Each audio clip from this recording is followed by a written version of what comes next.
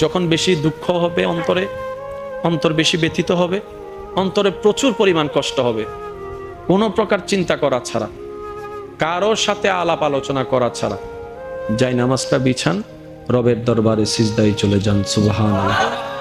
চোখটা বন্ধ করেন, চোখের পানি ছাড়তে থাকেন, মন হালকা হতে থাকবে, সিজদায় রবকে বলতে থাকেন, যা বলার বলতে থাকেন, যেভাবে বলার বলতে থাকেন।